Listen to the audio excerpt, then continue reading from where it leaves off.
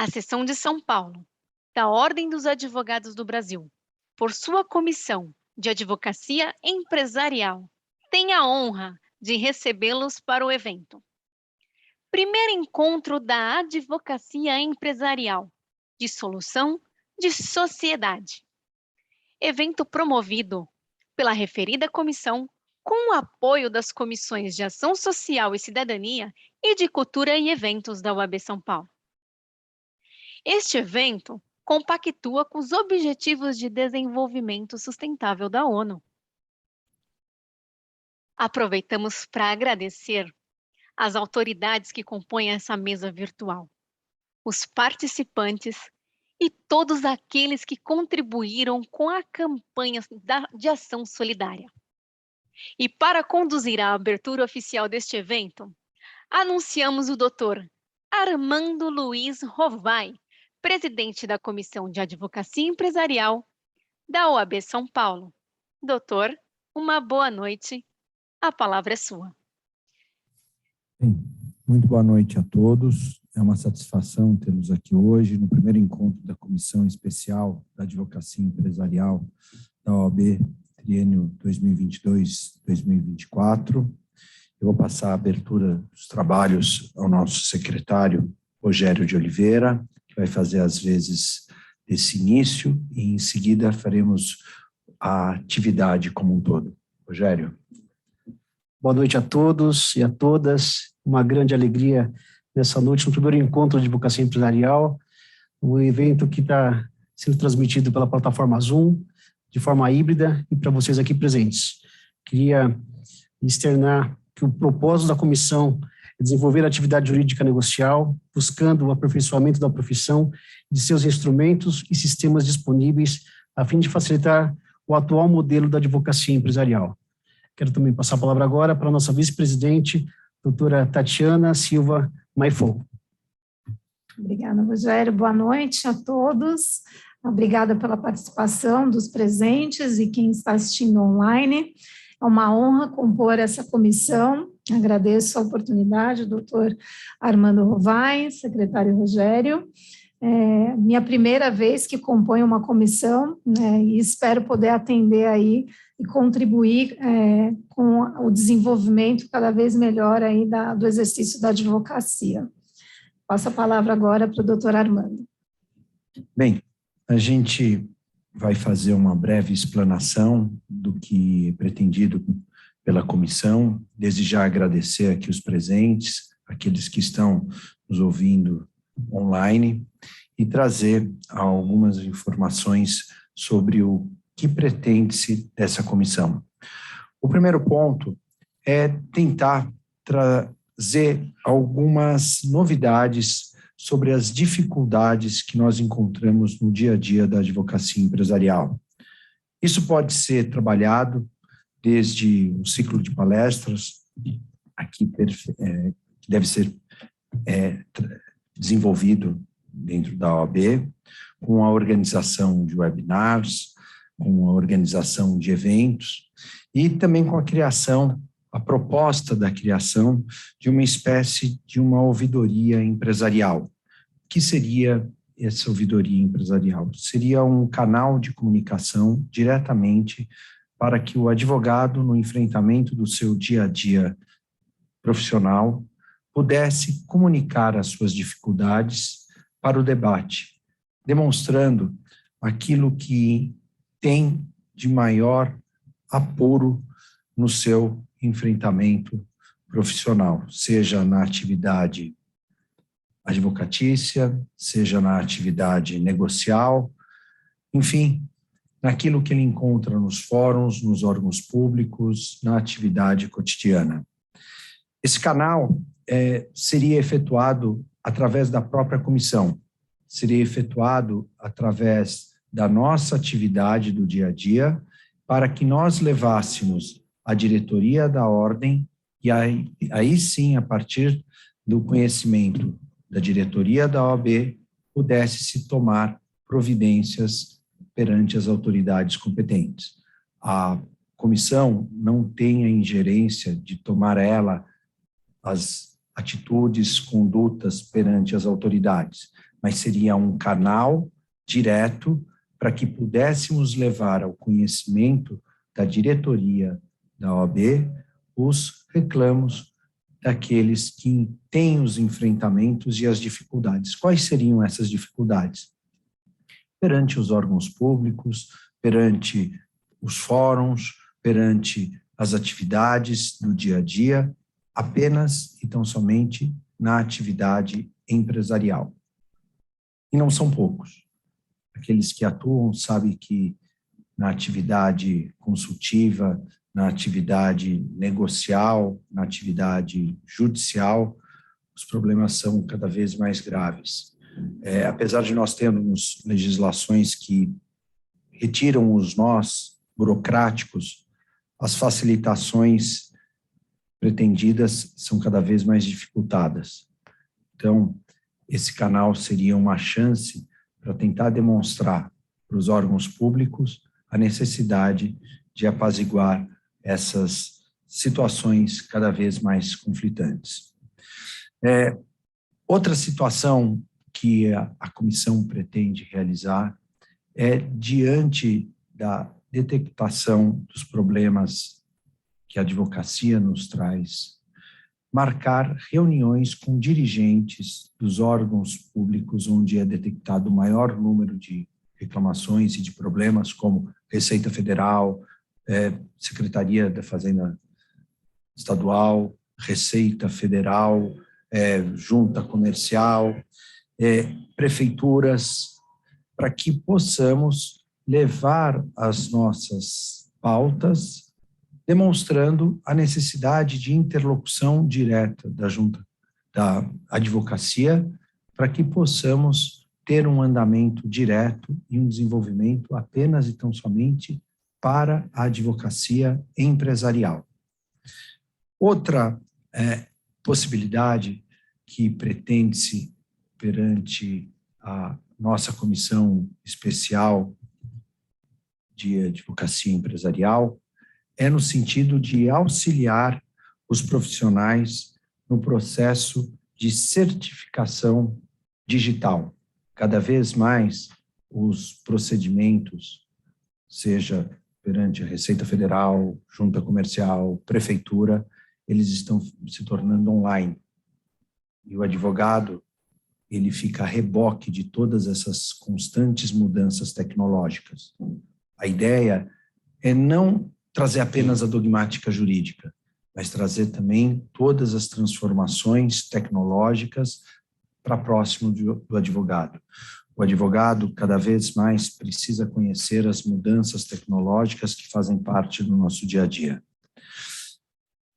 O que nós pretendemos fazer hoje? A promoção de eventos que trazem temas específicos. A gente inaugura hoje a temática de solução de sociedade.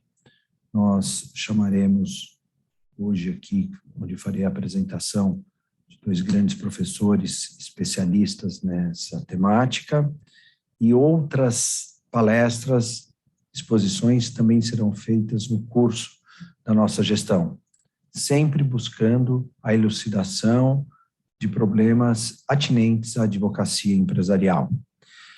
E, finalmente, uma outra intenção que nós queremos desenvolver na nossa comissão é a prática jurídica empresarial para aqueles que não têm a experiência do dia a dia, da barriga no balcão, do enfrentamento da advocacia empresarial. É demonstrar com a prática jurídica, através de procedimentos técnicos, naquilo que a advocacia empresarial pode ser desenvolvida através de cursos, palestras, demonstrações de peças, o que a gente pode fazer dirigido especificamente para a advocacia empresarial. São esses os nossos projetos, são esses os nossos objetivos, sempre respeitando todas as outras comissões, os limites que nós temos dentro da própria comissão, sem de maneira nenhuma extrapolar as nossas regras e as nossas limitações que a própria comissão tem, mas pretendendo trazer uma maior qualidade para a advocacia empresarial. Eu passo a palavra para uma breve apresentação. Na realidade, eu inverti a pauta, eu deveria ter passado a palavra inicialmente para a nossa vice-presidente, por uma questão de educação e também pelo rito, para que ela faça uma apresentação dela própria, a doutora Tatiana, e que depois passe também a palavra para o Rogério, para que se apresente, que tenhamos essa chance de que seja a primeira oportunidade de várias nesse triênio de 2022 a 2024. Então, Tatiana, a palavra está com você. São essas as poucas palavras que eu tinha acerca da apresentação da nossa comissão. Perfeito. É isso. Obrigada, Armando. Bom, uma breve explanação sobre quem é a Tatiana. Bom, eu sou uma advogada empresarial, tenho experiência de contencioso e trabalho há mais de 20 anos no setor empresarial, especificamente na área imobiliária. É uma honra, né, estar aqui. Enfim, eu sou formada pela Universidade Paulista, tenho MBA em Gestão Empresarial pela Fundação Getúlio Vargas. E, enfim, é uma breve explanação, uma honra de novo, a primeira vez, como falei anteriormente, que componho uma comissão, e acho muito importante trazer essa representatividade, né, não só das mulheres, mas como de mulheres negras, né, para a Ordem dos Advogados, aqui para as comissões. Cada vez mais essa pauta, né, da questão da diversidade, ela tem sido aflorada, né, e aí eu espero poder contribuir com a minha experiência e também aprender muito, né, aqui com vocês e com os nossos palestrantes, enfim, com os cursos que nós vamos trazer também, vamos ministrar aqui. Uma honra, novamente, e obrigada aí pela oportunidade de fazer parte, né, dessa comissão. Obrigada, Armando, te devolvo a palavra. Obrigado, Tatiana. Passo a palavra para o Rogério, nosso secretário. Também uma grande honra estar com vocês, fazer parte dessa comissão. Eu também queria aproveitar a oportunidade aqui para agradecer essa oportunidade concedida pela doutora Patrícia Vanzolini, doutor Sica e toda a diretoria. Agradecer ao doutor Armando pela recepção. Ele sempre foi muito cortês, muito generoso comigo, com a Tatiana, e eu quero agradecer, Armando, de coração. Tá? Nós não nos conhecíamos, e a primeira vez que nós se encontro presencial é hoje. A gente nunca teve essa oportunidade de se falar pessoalmente, de fazer uma reunião presencial, e a gente, graças a Deus, depois dessa pandemia, hoje estamos nesse primeiro encontro. Agradecer a vocês também pela presença. Eu sei que as pessoas ainda estão um pouco acanhadas com o evento presencial, e também mandar um abraço para todos que estão nos acompanhando pela plataforma Zoom, dizer, Armando, que o nosso propósito é de servir. Estamos aqui como instrumentos para, dentro daquela dinâmica passada pela presidência da atual gestão, aproximar as comissões dos advogados, no nosso caso, especialmente a advocacia empresarial, trocar experiências, ideias, e trazer, pelo menos, uma forma mais leve, mais doce para a advocacia, para os advogados, para as advogadas. Eu me coloco à disposição. Depois, eu falei com a Fernanda, a gente vai estar criando um Facebook da comissão, um canal direto, para nós discutirmos ideias e juntos, somarmos esforços para facilitar o nosso dia a dia. Muito obrigado, Armando. Muito obrigado, Tatiana, muito obrigado, Rogério. Vocês percebem que a nossa ideia na comissão é realmente implementar uma atividade que desenvolva o implemento da advocacia empresarial, auxiliando a melhoria da qualidade profissional. Realmente agradecemos a doutora Patrícia Vanzolini, agradecemos ao doutor Leonardo Sica a confiança, agradecemos a chance de podermos ter essa oportunidade de implementarmos, fomentarmos esse novo olhar para a advocacia empresarial, principalmente porque cada um de nós aqui tem uma vivência. A Tatiana na advocacia corporativa, o Rogério na advocacia do contencioso dos escritórios, na labuta da briga do dia a dia da advocacia empresarial, e eu tenho uma experiência do outro lado do balcão, seja como dirigente, seja como advogado, que enfrenta também os problemas e as dificuldades que todos nós enfrentamos no dia a dia. Acho que nós nos colocamos na posição totalmente daqueles que pretendem uma melhoria da nossa profissão. E estamos abertos justamente com esse canal para ouvirmos e levarmos os nossos pleitos à diretoria da OAB, para que possamos, daí, levarmos para as autoridades pedido de melhoria. É esse o nosso objetivo. Rogério, passo a palavra para você, para fecharmos essa primeira fase e chamarmos os nossos palestrantes. Que, com muita alegria, e agradecemos de coração pela disponibilidade. A gente sabe que a agenda dos doutores são carregadas, mas eles doaram um pouquinho do seu tempo para nos enriquecer, muito conhecimento. Eu queria convidar para compor a mesa o Dr. Marcos Elídios Michele de Almeida, agradecendo pela presença, pelo convite. Dr. Marcos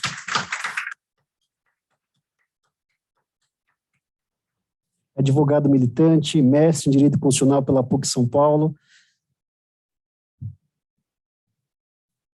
doutor em Direito Comercial pela PUC São Paulo, especialista em Direito Empresarial, acadêmico da Academia Paulista de Direito, professor doutor da Faculdade de Direito da PUC São Paulo e da FAP, ex-juiz efetivo do Tribunal Regional Eleitoral do Estado de São Paulo, classe jurista. Também chamar aqui para compor doutor Marcelo Adamec, advogado sócio da Advocacia Von Adamec, professor doutor do Departamento de Direito Comercial da Faculdade de Direito da USP, possui graduação em Direito pela Pontifícia Universidade Católica de São Paulo, pós-graduado pela EASF-GV e pela IBRF-GV, mestre em Direito Comercial pela Universidade de São Paulo, doutorado em Direito Comercial pela Universidade de São Paulo, parecerista, árbitro, sendo sócio da Advocacia Von Adamec. Sejam todos muito bem-vindos. E também o nosso debatedor da mesa de hoje, o nosso querido presidente, doutor Armando Luiz Rovai, advogado, doutor em Direito pela PUC de São Paulo, mestre, especialista em Direito Empresarial e Processo Civil, professor de Direito Comercial da PUC São Paulo e da Faculdade de Mackenzie, onde também é chefe do Departamento do Núcleo de Direito Comercial. Foi presidente da Junta Comercial do Estado de São Paulo e do IPEM em São Paulo. Foi secretário nacional do Consumidor, Senacom.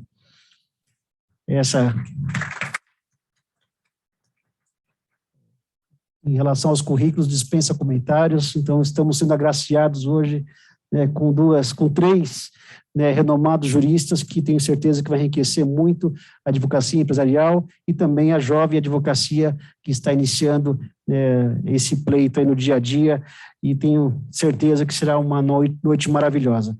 Passo a palavra agora para o doutor Marcos Elídios. Então, senhoras e senhores, boa noite, é um prazer estar aqui com vocês, tanto presencialmente quanto online, para aqueles que estão nos ouvindo e nos assistindo pela plataforma Zoom.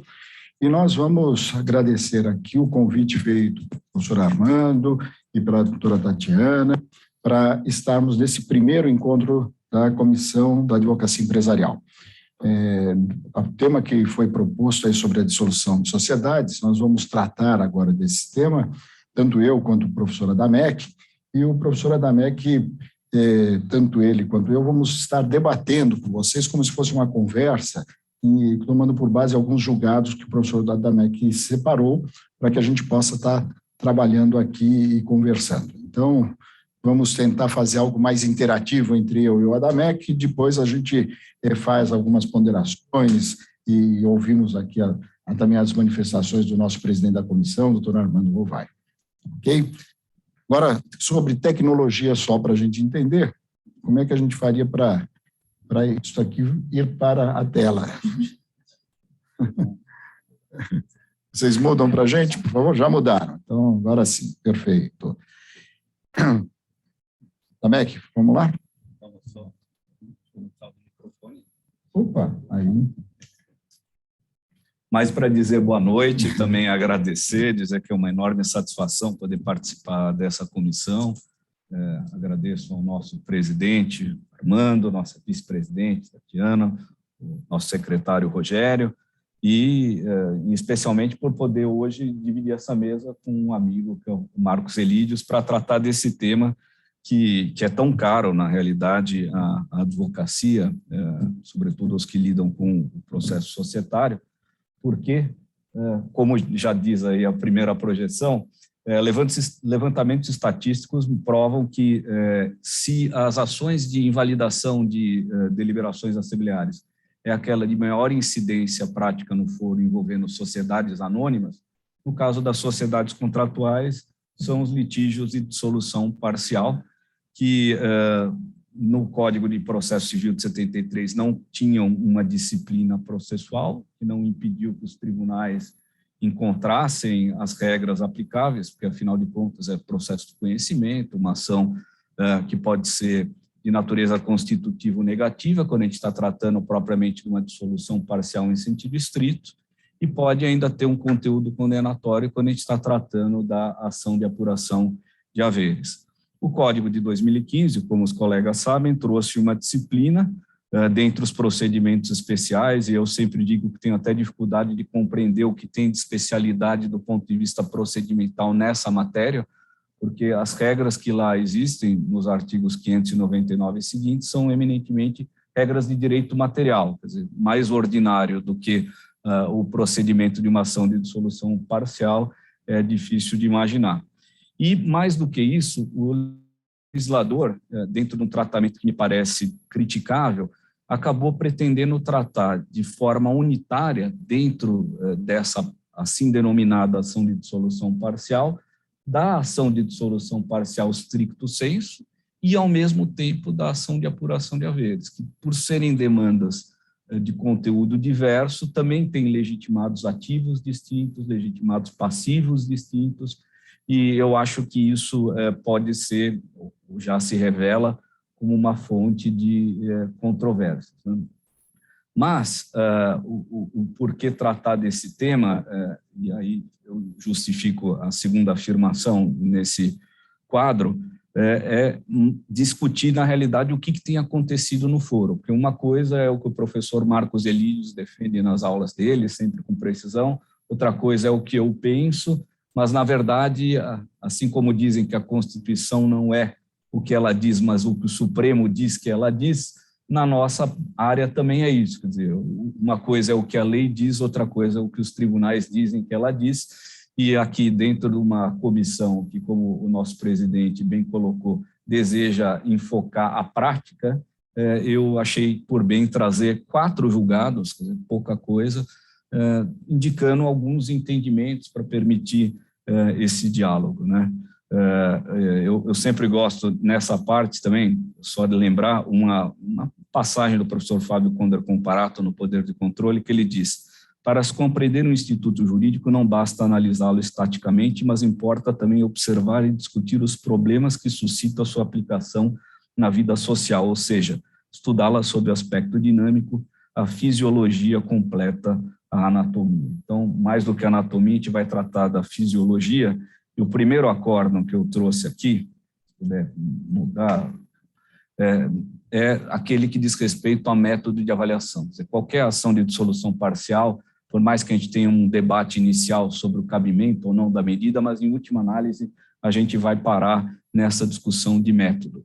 E aí, o artigo 606, ele acaba repetindo, de certa forma, o que constava do artigo 1031 do Código Civil, em primeiro lugar, enfatizando a necessidade de respeitar o que consta do contrato de sociedade, e isso o Código de Processo Civil menciona no 606, também menciona no 604, o que não deixa de ser um avanço, embora nessa parte, professor Marcos Elídios, tem um acórdão curioso do Supremo, aliás, parte do julgado é reproduzido numa emenda que eu estou aí trazendo, que diz que se deve respeitar o que está no contrato se as partes estiverem de acordo. Bom, mas a grande questão é, e quando o contrato social ou não dispõe a respeito, ou se limita, como muitas vezes acontece, a repetir o que está na lei, ou é uma cláusula inválida? Qual que é o método, né?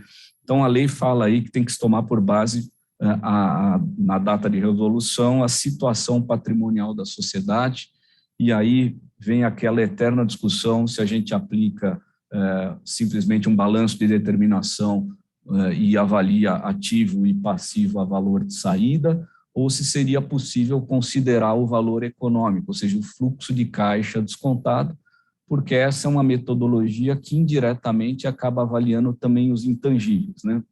E aí, se puder ir adiante, vem esse julgado que teve uma repercussão grande do STJ, deixar que os colegas vejam essa primeira parte, em que a terceira turma, por maioria de votos, pode passar para a segunda parte, acabou contra o voto da relatora sorteada, que era a ministra Nancy Andrighi, e seguindo o voto, então, do ministro Ricardo Vilas Boas Cueva, entendendo que a metodologia de fluxo de caixa associada à aferição do valor econômico da sociedade, utilizada comumente como ferramenta de gestão para tomada de decisões acerca de novos investimentos, não é aconselhável na apuração de haveres do sócio dissidente. Tá?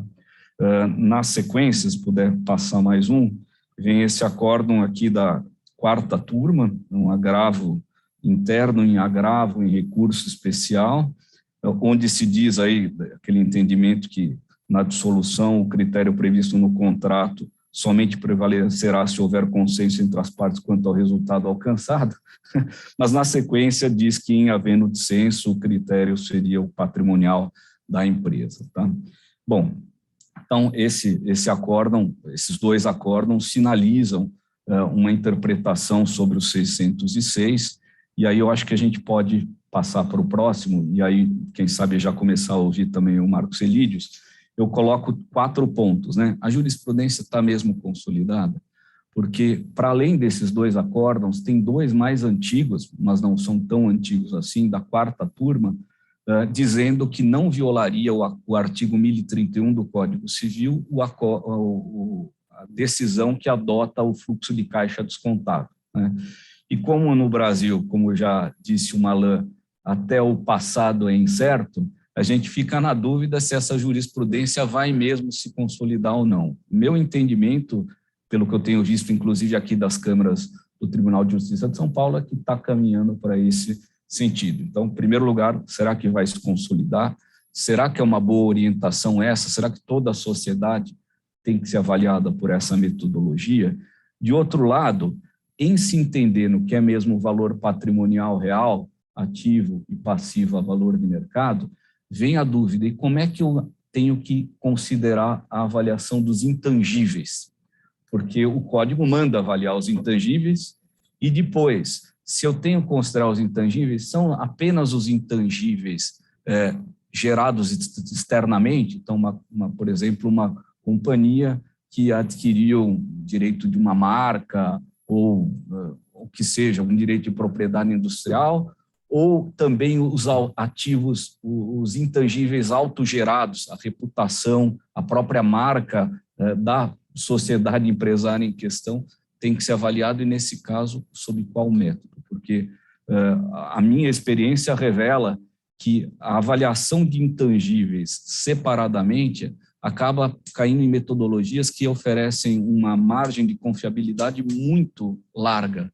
Eu já vi avaliação de marca que falava é de 2 milhões a 6 milhões, mas o que um juiz faz uma avaliação que diz que o ativo é de 2 a 6 milhões? Ele joga para cima, faz a média, e como que eu avalio isso?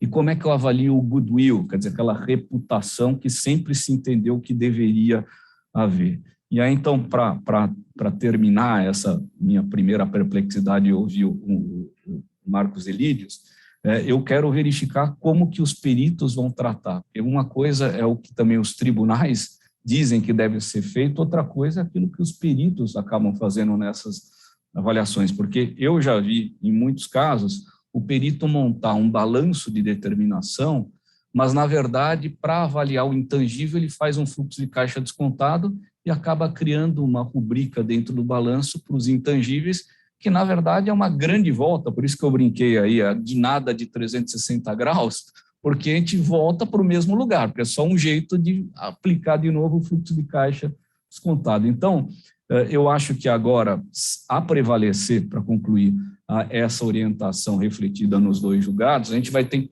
dar um passo adiante e começar, então, a discutir metodologia, quais são os intangíveis que são considerados e como que eu calculo o goodwill, fazendo aquela separação entre o goodwill, que é uma separação necessária, o goodwill que é da própria sociedade, e aquele goodwill que adere aos sócios e que o sócio se retira e leva com ele. Quer dizer, os relacionamentos pessoais dos sócios, que muitas vezes são mais importantes do que o próprio valor do ativo tangível, né? Então, esse era o primeiro ponto, e eu aqui estou fazendo o papel de preparação para passar a palavra para o mestre poder complementar. Então, novamente, boa noite a todos, e parabenizar de pronto já, né, o professor Adamec, por isso que é sempre bom tê-lo à mesa, porque ele já faz essa explanação clara, né, essa explanação didática que a gente acabou de ver. E o professor Adamec, ele foi, eu diria, no primeiro momento, meio parcial, mas no segundo momento ele mostrou a justeza na sua fala, porque ele trouxe 2 julgados, né, no que diz respeito à questão do fluxo de caixa descontado, que são os 2 últimos julgados que eu acredito que tenham ocorrido de 2021, né, que tratam justamente de se afastar a possibilidade do fluxo de caixa descontado. Mas depois ele nos apresenta, né, que ainda há uma discussão. Por quê? Porque há pouco tempo atrás, antes desses 2 julgados, salvo engano, acho que foi 2018, alguma coisa assim, houve 2 outros julgados, inclusive uma da mesma turma, só que com uma composição de ministros diferentes. E até, que esse julgado, eu tenho assim um grande apreço por ele, porque eu sou citado no julgado do STJ pelo ministro Noronha em boa parte do voto, justamente falando sobre a aplicabilidade do fluxo de caixa. E aqui só um detalhe, e aí eu acho que é o ponto, né, Adamec? O critério correto é o fluxo de caixa ou o critério correto é justamente um balanço de determinação a preço de saída? E me parece que não há resposta certa para isso, né? Primeiro, porque dependendo do tipo de situação que nós nos encontramos, pode ser que um fluxo de caixa descontado seja péssimo para uma avaliação de empresa. E dou sempre o exemplo, imaginem só uma sociedade meramente patrimonial, uma sociedade que foi feita para questões de sucessão, e, portanto, todo o patrimônio está lá inserido nesta sociedade. E, num determinado momento, os herdeiros que receberam esse patrimônio por sucessão mais na sociedade querem deixar a sociedade e querem que se apure os seus haveres. Imagine num tipo societário desse se aplicar o fluxo de caixa descontado, trazido ao valor presente. O herdeiro que sair não vai levar nada, porque tem que ter fluxo de caixa, e essa sociedade não é de fluxo de caixa. Portanto, um critério absurdo, tipo de sociedade desse, que seria mais adequado ao que o nosso critério legal, que é exatamente a apuração a preço de saída. Por outro lado, vejam a injustiça que poderia ocorrer. Eu tenho um outro tipo societário, por exemplo, onde é um grande restaurante, como já aconteceu, uma grande churrascaria, não vou citar nomes, né? Mas aí o que acontece? Aí vai ter uma discussão de apuração de haveres de uma grande churrascaria, tomando por base o critério legal do balanço de determinação a preço de saída. O que tem dentro da churrascaria? Mesa, cadeira, a churrasqueira, a cave de vinho, vai valer quanto?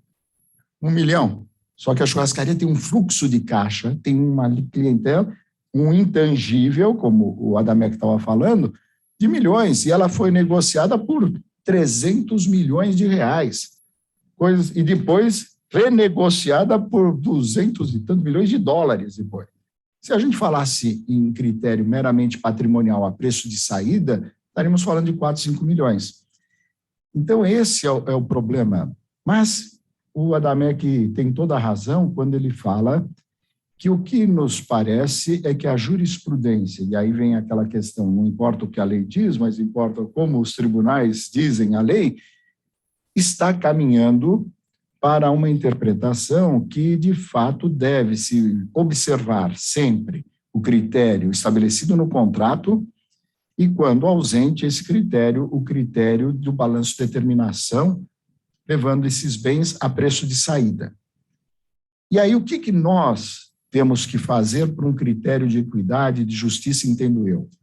Novamente, parabenizando o Adamec. Em que sentido? Quando ele fala, tem que se pensar mais agora nesses critérios de avaliação, principalmente na questão do intangível, pessoal. Ora, na questão do patrimônio efetivo, vai ser fácil fazer a avaliação, embora alguém possa me dizer que nada é fácil numa perícia, né? Mas, pelo menos, tem critérios. Quando a gente vai para o intangível, que é o problema?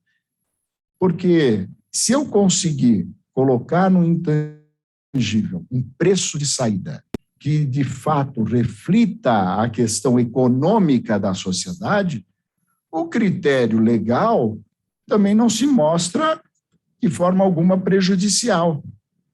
Agora, o problema é quando uma perícia simplesmente se instala e quer fazer uma avaliação tomando por base apenas os bens e não levando nenhum critério de bem intangível, não é, Adamec? Aí é o problema sério, porque aí ocorre aquela situação, o Adamec citou uma decisão do Supremo, e eu vou lhe trazer outra, que dizia lá o Supremo, quando começou a discutir a questão de apuração de haveres, ele fala, e essa jurisprudência consagrada do Supremo, que diz o seguinte, a apuração de haveres deve observar o critério mais justo possível frente ao sócio que vai se desligar. E aí vem, de novo, a questão subjetiva, né? O critério mais justo possível.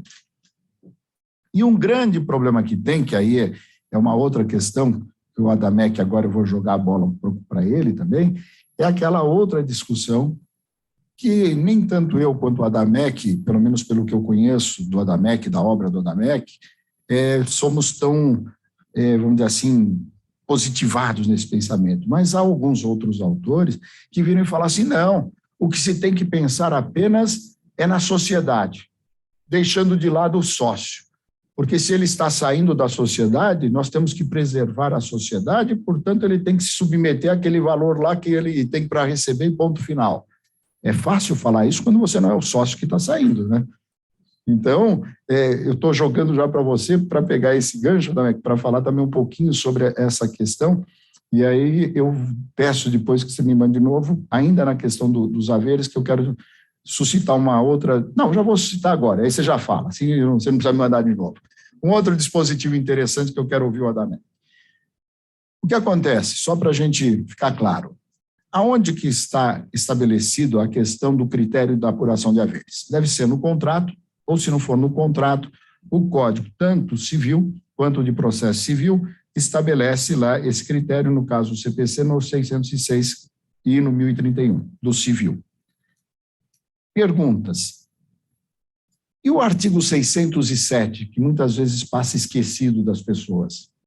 O artigo 607 do Código de Processo Civil, vou ler rapidamente, diz assim, olha, a data da resolução e o critério de apuração de haveres podem ser revistos pelo juiz a pedido da parte, a qualquer tempo antes do início da perícia. Eu brinco, Adamec, que eu falo que esse dispositivo é uma tábua de salvação para o sócio que verificou um critério estabelecido pelo juiz muito prejudicial aos seus supostos direitos. E aqui é o momento único que ele vai ter para poder questionar o critério estabelecido pelo juiz, que deverá depois ser observado pelo perito. E aqui, nessa interpretação do 607, alguns autores, e eu diria nem autores, eu diria alguns professores, porque eu não vi nada muito escrito sobre isso, né, Adamec? até devíamos escrever, hein? Não podemos pensar, é falar assim, qual a extensão dessa possibilidade de mudança do juiz? Porque diz aqui que o juiz poderá, a critério dele, mudar o critério de apuração. Pode mudar de que forma? Então, eu sempre dou um exemplo que é muito fácil. Ora, se o critério mesmo, o critério estabelecido no contrato, for um critério, hoje, que não pode ser tecnicamente atingível, então, não adianta o juiz falar assim, olha, determino que o critério a ser observado seja o do contrato. Se esse critério, em razão, às vezes, do tempo, que a sociedade foi constituída, por exemplo, em 1960, e estabeleceu lá um critério que hoje não é mais um critério que possa ser utilizado, inclusive contabilmente, é óbvio que eu posso chegar e pedir para o juiz, olha, excelência, afasta esse critério, mesmo que esteja ele o previsto no contrato, hoje ele não pode mais. Então, eu quero que seja revisto esse critério.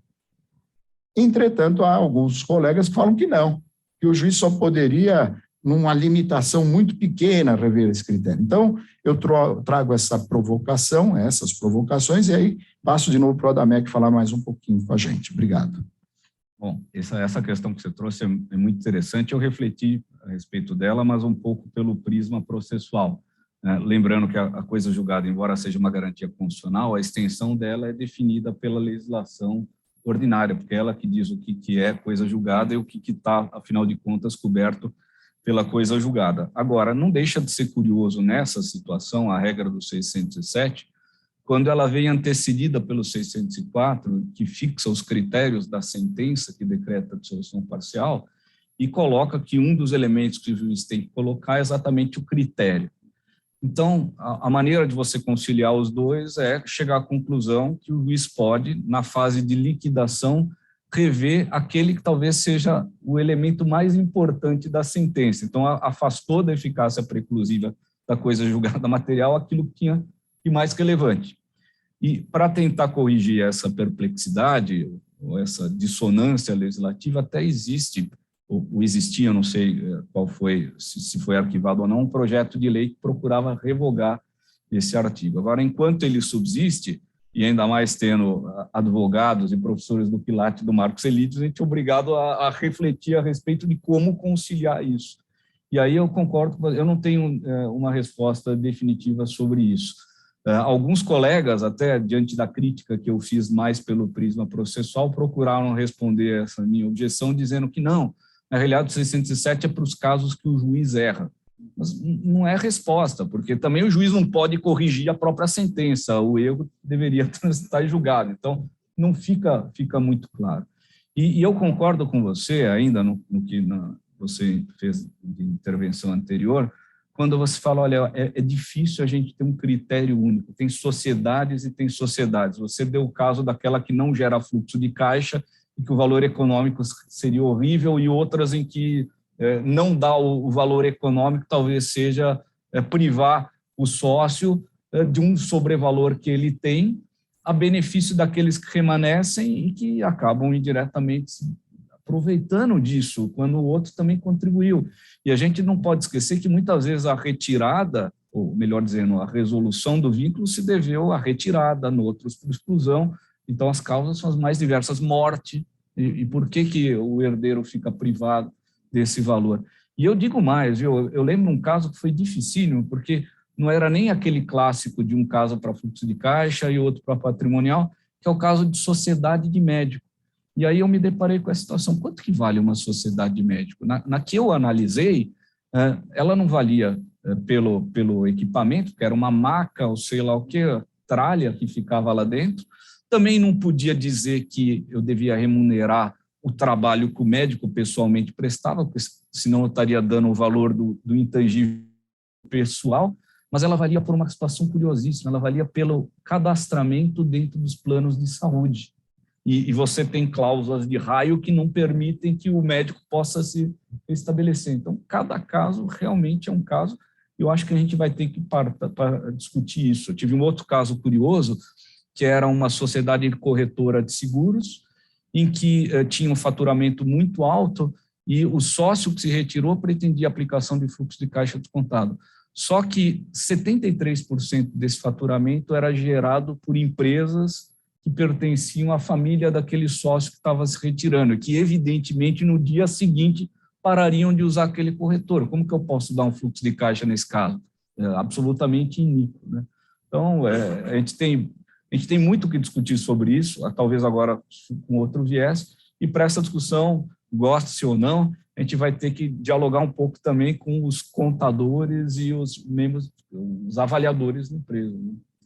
Aproveitar esse pequeno gancho que você falou agora, de conversar com os contadores e os avaliadores, os peritos, outro ponto que me incomoda muito, Adamec, e aqueles que estão nos ouvindo aqui presencialmente, aí em casa, é a questão justamente dessa perícia. Porque pelo CPC, diz que o juiz deve, no momento que ele dá um despacho, que é uma espécie de saneamento, né, Adamec, que ele vai fixar o momento da resolução, o critério que deve ser utilizado para a apuração, e ele vai nomear o perito. A nomeação do perito deveria recair para quem? E a lei estabelece que deve, preferencialmente, e aí foi um pequeno ponto, diz lá, preferencialmente, o perito nomeado deve ser alguém especializado em avaliação de empresa. Entretanto, para nossa tristeza e dissabor, a gente vê muitas vezes esse perito ser nomeado e ele não tem a menor noção de avaliação de empresa. Nós tivemos, nesses últimos anos, aí, vários casos no escritório, onde justamente o perito apresentado não fazia a menor diferença do que era um laudo, um balanço de determinação para um balanço contábil da empresa. E ele queria fazer a avaliação da empresa com base no mero balanço contábil. A doutora Keren, que está aqui presente, minha assistente, ela ficou ensandecida, né, quando viu aquilo e queria... Mas como que a perita me fala isso, né? Por sorte, nesse caso, o juiz de primeira instância acolheu os argumentos e destituiu esse perito. E nomeou um ou outro, aí nomeou alguém competente, que sabe, que está em andamento aí.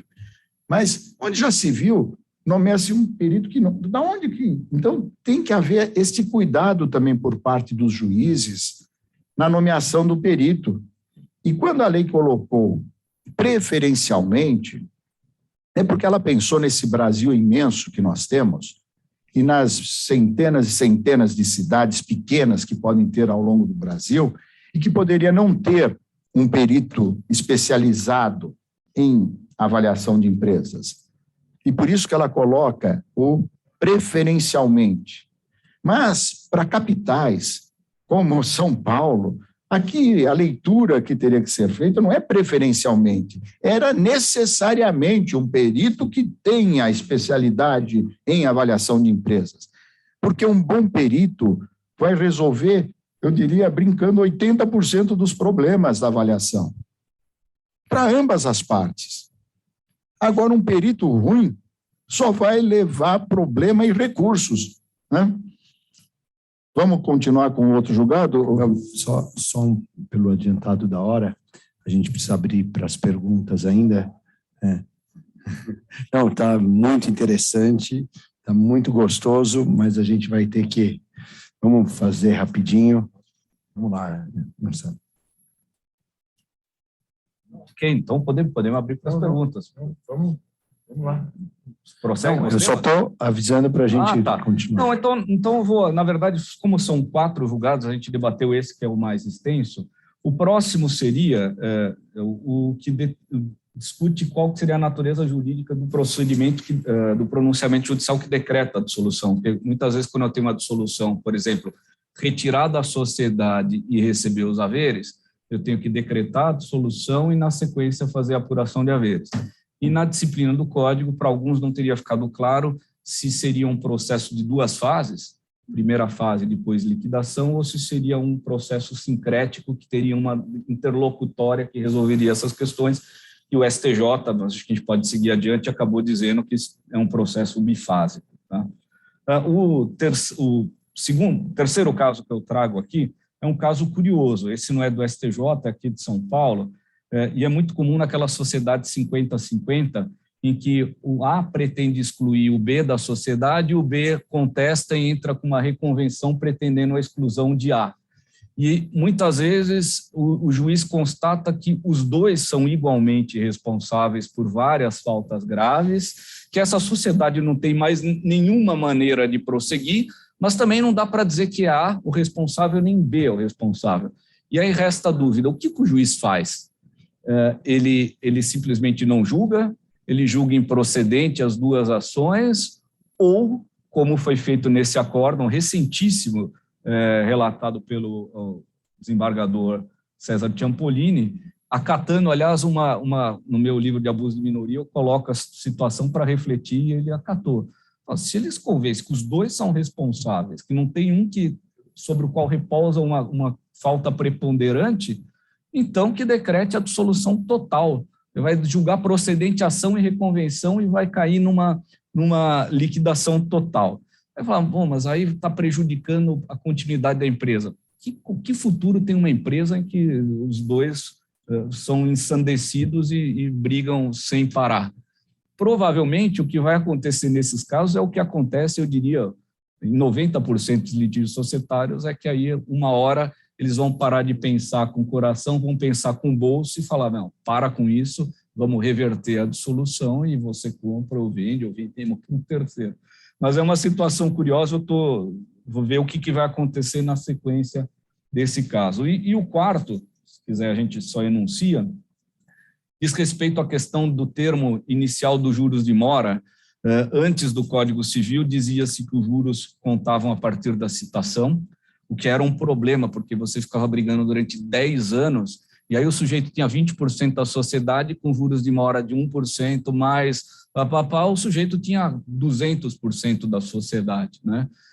E agora a jurisprudência caminhou no sentido de que não incidem os juros, senão depois de decretada a dissolução, transitada em julgada a sentença, houver a liquidação, que aí puxou para o outro lado, porque aí o sujeito vai brigar durante 20 anos, mas esse acórdão recente que eu projeto para vocês, o ministro Luiz Salomão, ele diz que nas causas que eram regidas pelo Código, antes do Código Civil atual, Código Civil 16, Código Comercial de 1850, Decreto 3.708/19, era da citação.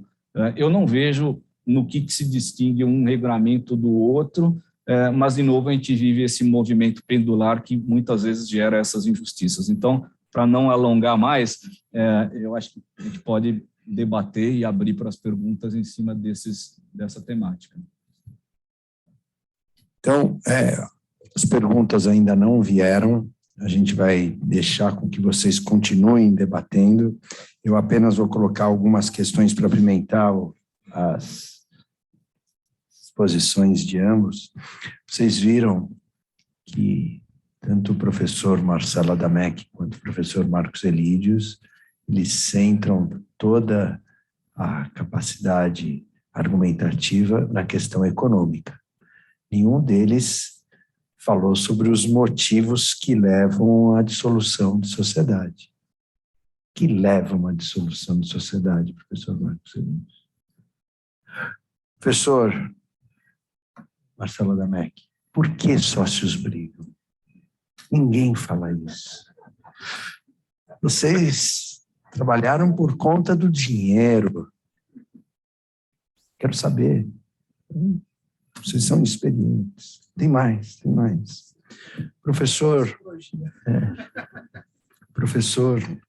Marcelo Adamec, esses 10 artigos foram totalmente elaborados dentro de uma sistemática jurimétrica, pela experiência pretoriana de 50 anos do nosso STJ, TJ São Paulo, TJ Rio Grande do Sul, TJ Rio de Janeiro, e ainda assim nos deixa com uma série de dúvidas. Eu tenho que entrar com uma ação de dissolução parcial de sociedade para cobrar o sócio que vai pagar o reembolso? Explica isso para mim. Professor Marcos Elídios, pergunta para o senhor. Princípio da autonomia patrimonial da pessoa jurídica, função social da empresa, não tem que prevalecer o sócio que vai... O senhor falou isso. O sócio que tem que ser privilegiado? Explica isso. E, finalmente, os intangíveis, já que vocês pensam no dinheiro, uma sociedade de advogados, como é que eu calculo os intangíveis? Advogados brigam. Aliás, cada vez mais eu vejo advogado brigando.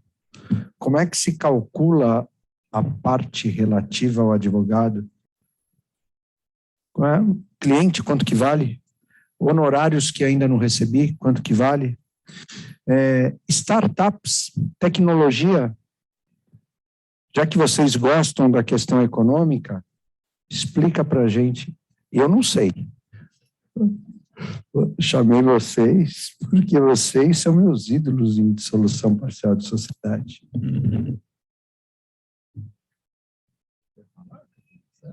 Eu ia só, em homenagem a essa provocação do Armando, falar do caso da sociedade advogada, e acho que está com alguém, microfone, está dando microfonia, melhor. É um caso, esse é um caso dificílimo, né? Porque, primeiro, questão de intangível não dá. Agora, o sujeito sai e tem um monte de ações em andamento que, se forem julgadas procedentes, podem gerar milhões. De outro lado, quem garante que essas ações vão ser julgadas procedentes? Ah, mas é uma boa causa tributária. Chega no Supremo, reverte e vira zero. Como é que fica com isso, né? Então, é difícil. Muitas vezes falam, não, tem que fazer um cálculo de quanto que tem de receber de honorários e trazer a valor presente. Difícil. Deveria ter uma disciplina que permitisse, como numa compra e venda de empresa você pode ter um earn-out, você deveria ter para o sócio conceder um direito, sei quando aquele ativo se materializar, se é que vai se materializar. Mas esse é um caso extremamente delicado. Complementando e indo na mesma linha, né, Adamec, tivemos há pouco um caso importantíssimo envolvendo uma grande sociedade de advogados de São Paulo, uma grande banca, uma das maiores até a época, né, onde um dos sócios, o sócio inclusive fundador, que dava nome, um dos nomes da sociedade, saiu da sociedade e justamente pediu o quê? A apuração dos seus haveres. E o tribunal, um julgado muito, assim, detido e cuidadoso, com declaração de votos do então presidente, do nosso ex-presidente do tribunal, o Pereira Calças, declaração de voto do relator, que era o Fortes Barbosa, né, onde deixou claro que não cabe em sociedade de advogados, porque ela não se caracteriza como sociedade empresária, nenhuma das regras de apuração que possa se utilizar em empresas. Essa foi decisão unânime do tribunal nesse sentido. Então, inclusive falando que se afastava a questão de intangíveis, de valor, de nome, de clientela, o que realmente foi o problema do julgado e que deixou, vai continuar o problema, porque o julgado deixou para a segunda fase, porque ele fala assim, ó, a questão dos honorários, que é o que o Adamec fala, deve ser apurado na perícia. Você deixou o problema lá na perícia, quer dizer, de novo, quero ver o perito resolver o problema que o Adamec falou. Então, Marcos, tem um detalhe especial em relação à advocacia, à sociedade de advogados, porque tem a questão do cliente, a confiança que o cliente tem em determinado advogado. Ele pode renunciar, falar, não quero mais você, eu quero o Marcelo, não quero mais o Marcos. E aí? Então, isso entra naquilo que eu chamei de personal goodwill, quer dizer, como que eu posso dizer que esse é um intangível, um sobrevalor que está na sociedade, não no sócio, né? Agora, só sobre esse acórdão que você mencionou, eu não discuto a conclusão, se cabe ou não cabe aqui ou A com esse valor, com esse sobrevalor. O que eu acho só que a gente não pode cair numa discussão reducionista de falar porque a sociedade não é empresária, não tem fundo de comércio. Porque basta, isso é uma discussão meramente conceitual, basta mudar o nome de fundo de comércio, chamar de goodwill e continua tendo do mesmo jeito esse intangível, né?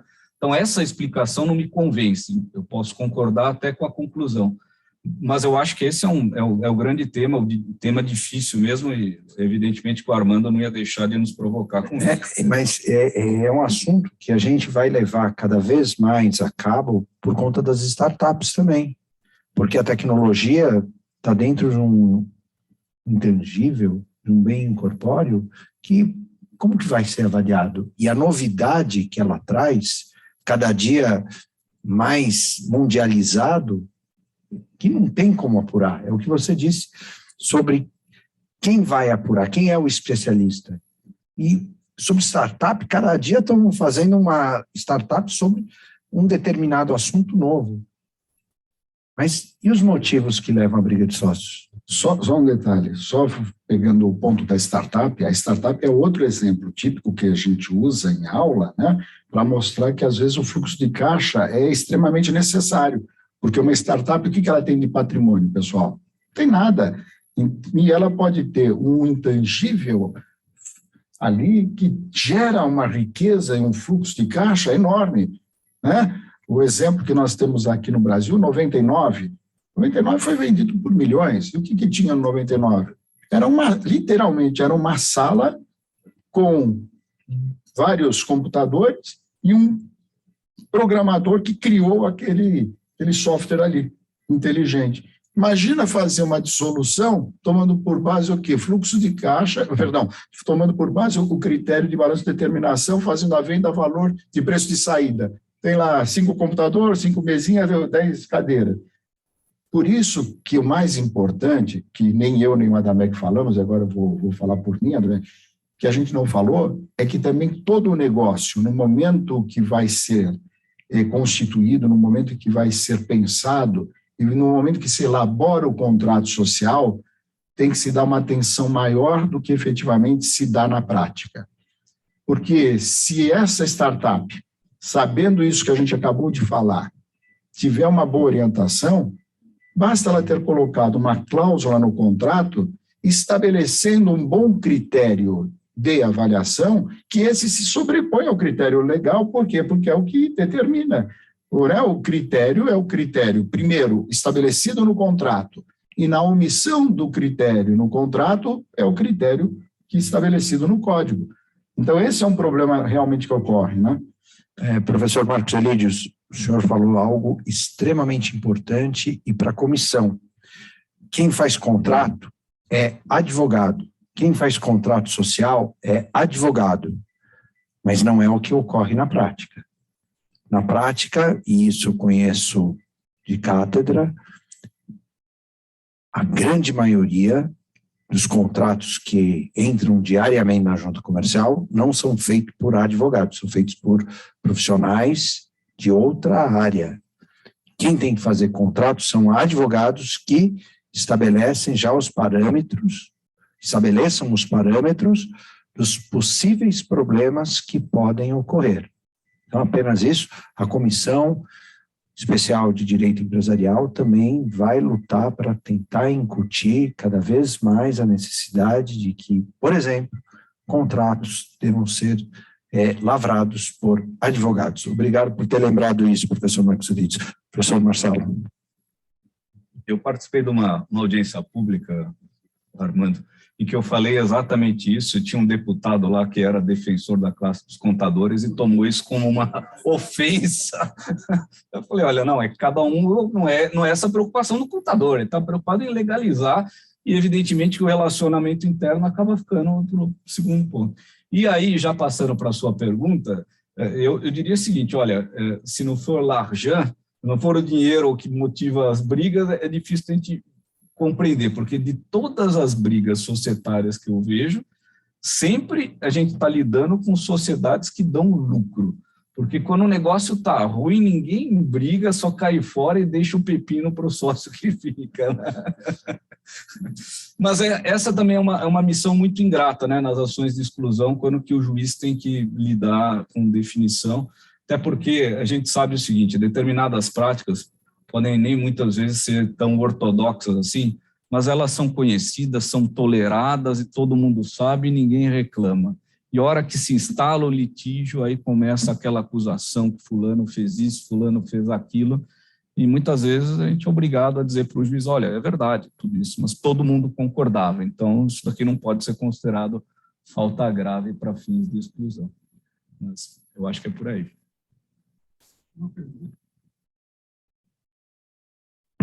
Doutor Felipe Domingos está perguntando: boa noite, doutores, parabéns aos oradores e à comissão organizadora, muito enriquecedor. Gostaria de perguntar aos palestrantes como o juízo arbitral é ou pode ser utilizado na dissolução de sociedade e a importância da junta de conciliação.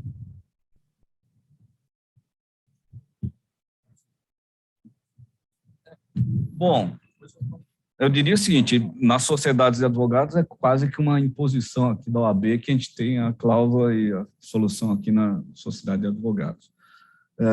Eu diria o seguinte, eu faço muita arbitragem, gosto, mas a arbitragem não é para todos os casos. Ela é cara, ela é muito cara. Eu digo que para um controlador, muitas vezes a melhor coisa que ele tem até de oprimir mesmo a minoria, ou não ter problema com uma minoria que seja opressora, é colocar a cláusula compromissória, porque a briga muitas vezes se torna antieconômica. Você vai instaurar uma arbitragem, dependendo da Câmara que for escolhida, etc., você vai ter que colocar na frente 400, 500 mil reais para conseguir quanto mais, né? Então, eu diria o seguinte, muito cuidado com cláusula compromissória, não é para todos os litígios, não é para todas as sociedades, e tem que pensar antes de ir para aquilo que se afigura com uma novidade. Só complementando, eu falaria até, viu, Adamec, uma figura, um linguajar bem popular, que arbitragem não é para amadores, né? Porque não é para amadores. O que o Adamec falou, ele tem toda a razão. A arbitragem tem que ser pensada na forma como ela está aqui no Brasil estabelecida para empresas apenas de grande porte, que tenham uma equidade ali de forças, porque senão vai acontecer isso que o Adamec falou, não vai ter o sócio minoritário numa situação dessa, numa arbitragem, ele vai no meio dela, vai perder o fôlego, não vai ter como custear mais a arbitragem. E aí vai ficar uma situação extremamente vantajosa para aquele, como disse o Adamec, o controlador. Ou uma situação que eu vivenciei, Adamec, foi o seguinte, estava caminhando a arbitragem, o custo da arbitragem tem que ser feito por ambas as partes. Enquanto a arbitragem estava caminhando de acordo com o interesse do majoritário, ele estava custeando. Na hora que anulou-se lá, inclusive uma questão de apuração de haveres e um laudo, e aí o tribunal mandou se fazer um novo laudo e tinha que se custear, o que fez? O majoritário parou de pagar. Armando lembra disso. Parou de pagar. E aí como que funciona? A arbitragem para, a não ser que a outra parte coloque as duas fatias do bolo ali.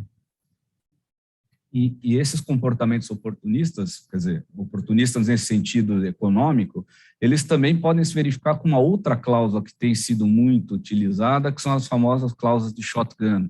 Quer dizer, você coloca uma cláusula que se houver um impasse na sociedade, aí você tem uma definição de quando que se caracteriza o impasse, empate, etc., tantas vezes e tal.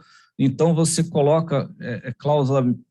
uma roleta russa, quer dizer, é uma oferta de compra e uma oferta de venda contrapostas, e aí um vai comprar e o outro vai vender, quem colocar na mesa a oferta fica vinculado a ela, etc.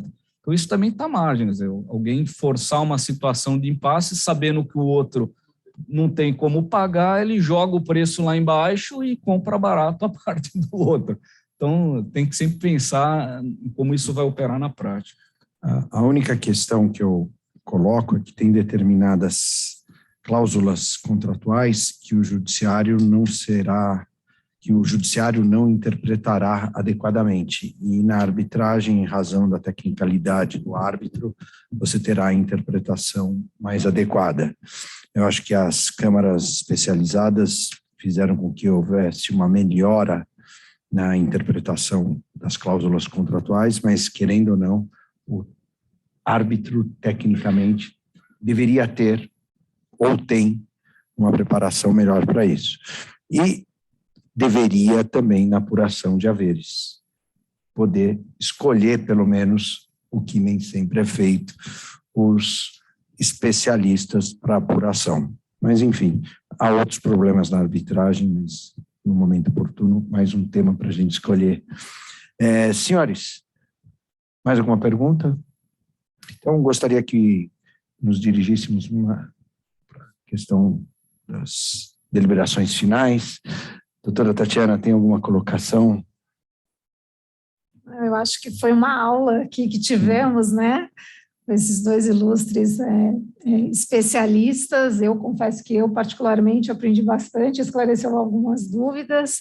Enfim, espero que as pessoas que assistiram aqui presencialmente e que estão em casa também puderam aproveitar esse conteúdo aqui que foi debatido, e tenho certeza que vai surgir outros, né? Outros surgirão a partir desse debate, foi muito interessante.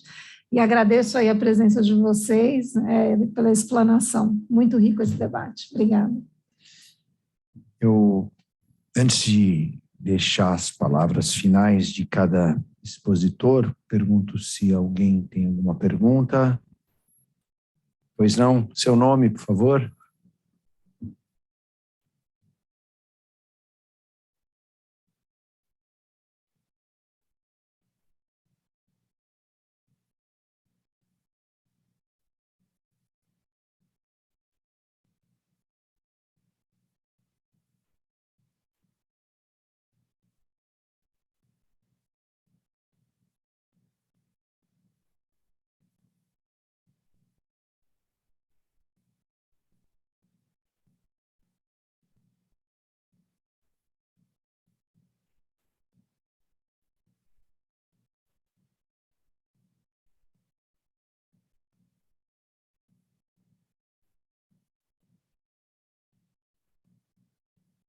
Rodamec. Bom, eu acho que é uma reflexão boa, é oportuna, mas o 607 diz que ele pode rever até o início da perícia. Então, praticamente não tem tanta margem. Terminou o processo, transitou em julgado a sentença que decretou a dissolução, e aí o juiz, na sequência, vai nomear o perito e esse marcaria o ponto final. Agora, para pensar, o que você traz aqui, se seria possível, lembra que a gente tem condenações genéricas em que você tem posteriormente uma fase em que você ou liquida por artigos ou faz liquidação por cálculos, se teria como ter alguma disposição referente a essas verbas que estão pendentes.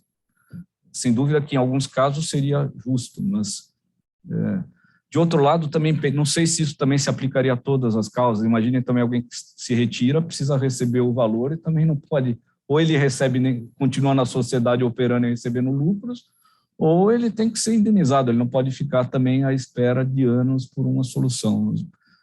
Mas seguramente no caso, por exemplo, da sociedade de advogados é algo para pensar, né? É uma solução boa. Só queria colocar uma situação também, não podemos esquecer que também, embora seja chamado de dissolução, ação de dissolução, também pode ser uma ação onde é apenas apuração de haveres. E aí, portanto, não haverá a situação, né, dos dois momentos processuais.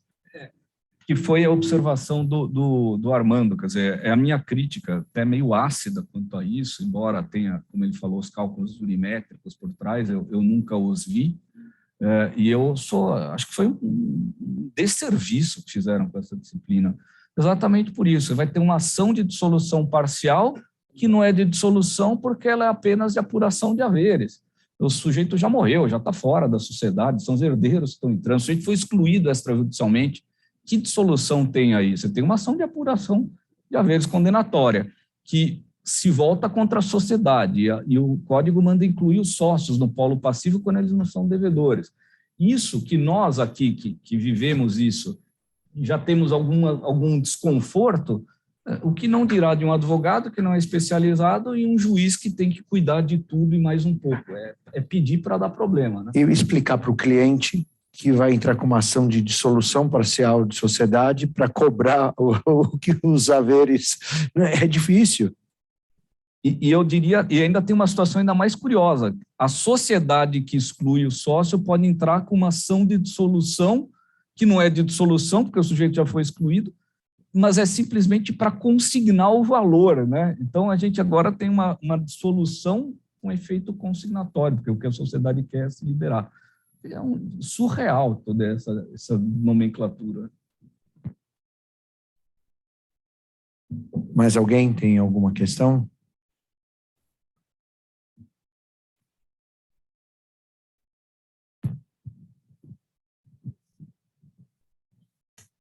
Haveria dissolução total, nesse caso da culpa recíproca, e que haveria a dissolução total da sociedade, no intuito de preservar a empresa, não seria interessante nomear um gestor judicial ou um terceiro para administrar a empresa, enquanto os sócios decidem alienar para um terceiro ou algo do tipo?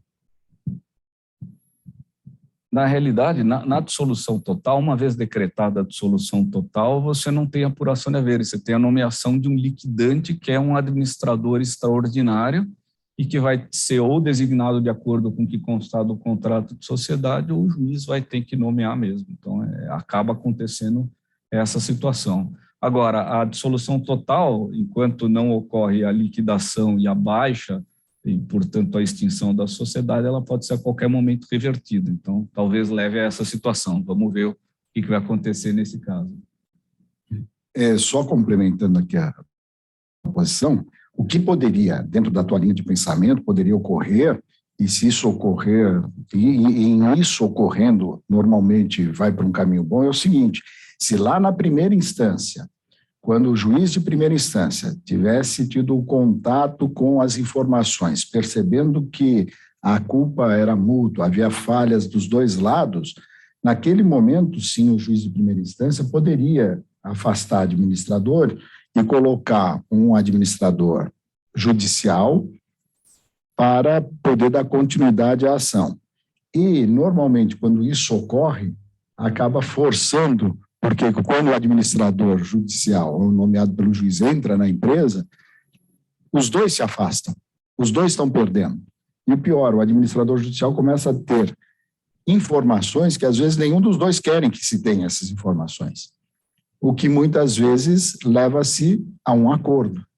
Mas ali seria o momento, não como o Rademacher falou, no momento já da decisão. Há um estudo do Rademacher, e esse eu cheguei a ver, diferente de outros que a gente não vê, de jurimetria, onde foi feito um levantamento das ações onde foram nomeados pelo juiz, ao longo da dissolução, foi afastado o administrador e nomeado um administrador judicial provisório. Segundo esse estudo, eu não vou lembrar o número direitinho, mas é algo em torno de 80 e poucos %, quando ocorreu isso, saiu o acordo em primeira instância. Senhores, alguém mais? Então, já... pois não. O microfone. Por favor, diga seu nome. Boa noite, meu nome é Rebeca. Eu cumprimento a todos pela exposição, excelente. A minha dúvida é sobre a aplicabilidade do direito sistêmico no momento da dissolução de sociedade. Qual que é a posição dos senhores sobre a viabilidade disso, uma vez que a gente vem discutindo a respeito da aplicação do direito sistêmico nas organizações sociais, na dissolução das sociedades familiares, e aí agora, de uma maneira geral, qual que seria a posição? Obrigada. Professor Marcos. Professor Marcelo.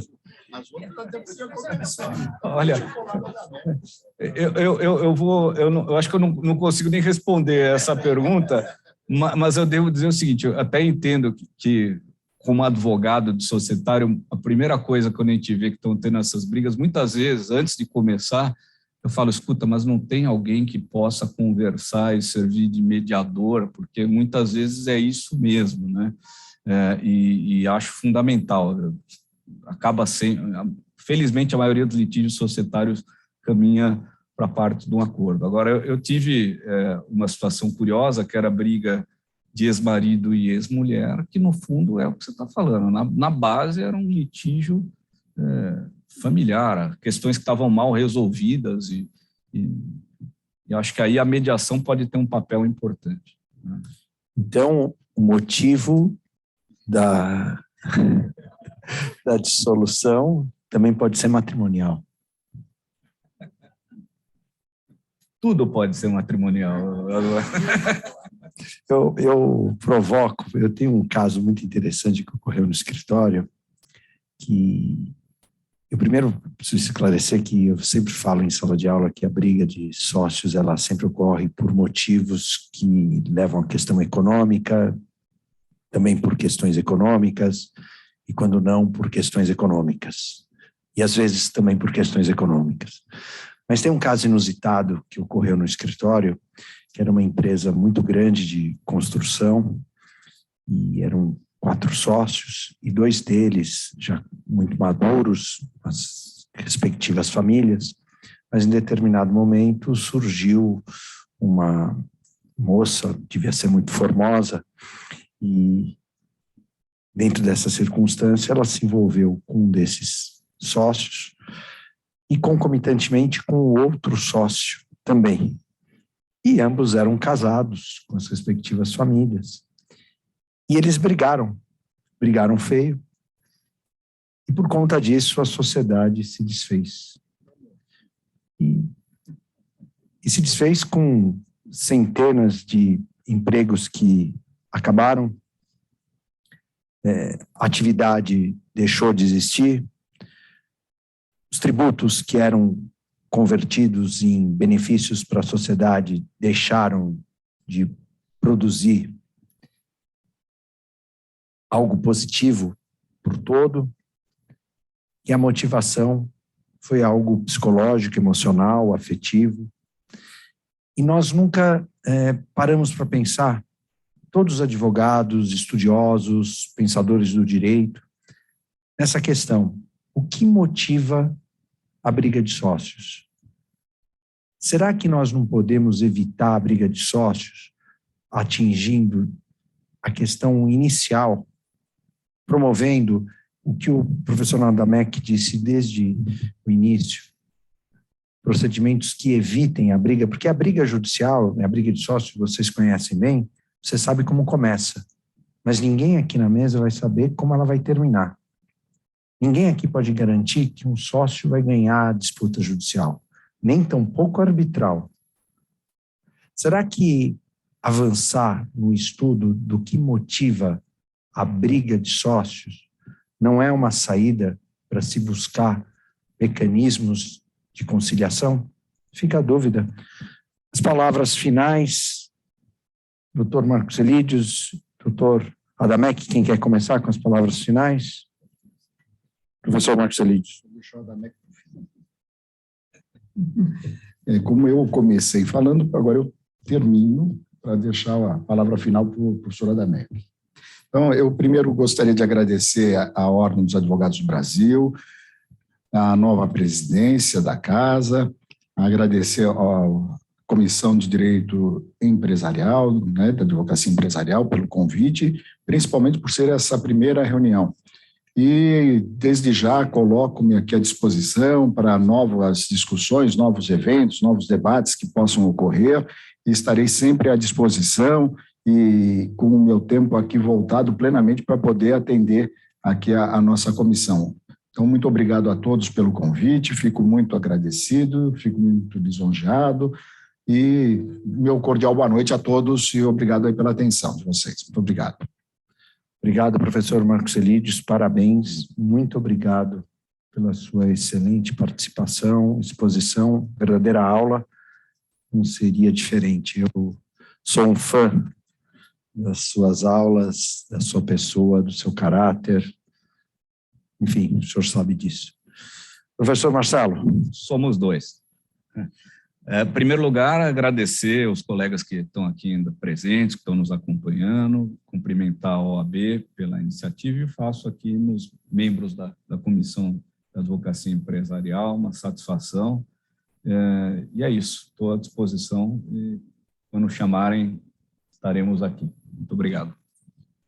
Professor Marcelo, não menos elogiosa a sua exposição, sabe o quanto também tenho de admiração pela sua capacidade, pela sua pessoa, pelo seu caráter. Muito obrigado por ter vindo.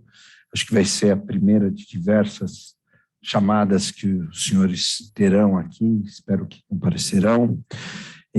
Não serei eu que farei o encerramento, será a nossa vice-presidente, doutora Tatiana, mas eu quero agradecer da minha parte muito o secretário doutor Rogério, que ele foi o realizador desse encontro. Então, Rogério, muito obrigado por ter realizado, os senhores que estão aqui presentes, os senhores que estão nos assistindo via web.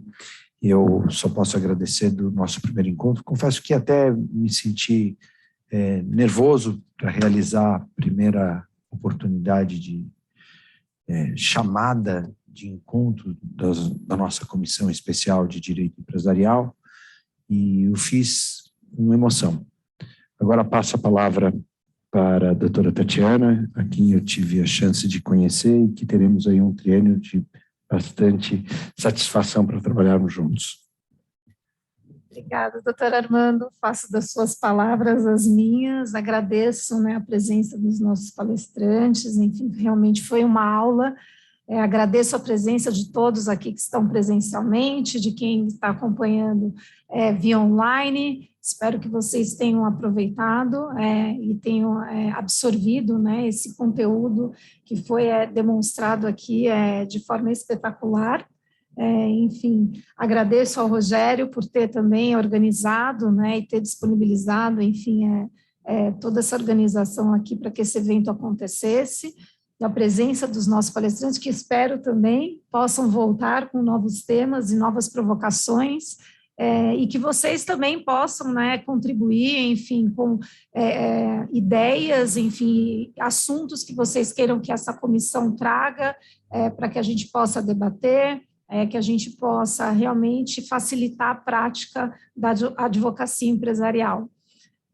Também, como o Armando, também é um pouco de nervosismo da minha parte, primeira vez também que eu estou participando, e confesso que estou adorando, achei que é muito rico ter esse contato novamente, tem essa parte da nostalgia de volta às aulas, enfim, da gente, né, enfim, eu venho do direito empresarial corporativo, então faz muitos anos que realmente não sei o que é assistir uma aula, enfim, e advogar, né, ter essa questão do processo.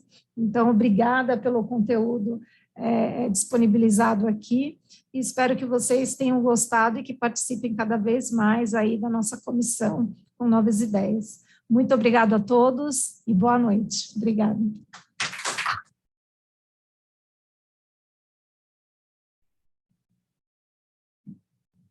Só queria pedir, a gente pode tirar uma foto desse primeiro encontro, todos aqui, para registrar esse momento especial?